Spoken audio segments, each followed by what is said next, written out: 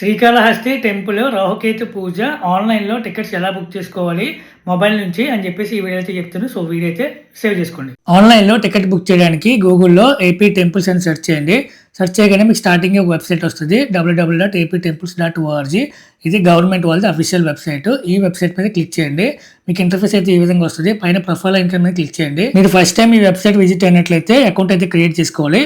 కింద sign up మీద click చేసి మీ name, mobile number, password, confirm password ఇచ్చి సైన్ అప్ మీద క్లిక్ చేయండి. సో మీకు అకౌంట్ అయితే క్రియేట్ అవుతుంది.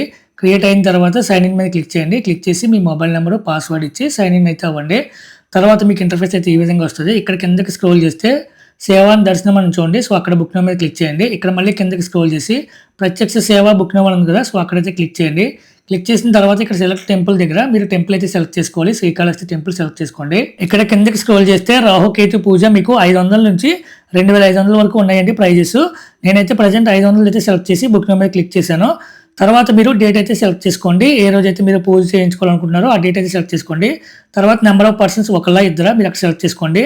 మీ మొబైల్ నెంబరు అలాగే మీ గోత్రము, తర్వాత స్లాట్ అయితే సెలెక్ట్ చేసుకోండి.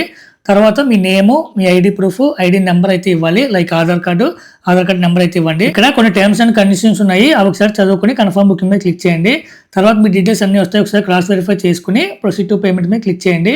ఇక్కడ మీరు పేమెంట్ అయితే చేయాల్సి ఉంటుంది. పేమెంట్ చేసిన తర్వాత మీకు టికెట్ అయితే బుక్ అవుతుంది.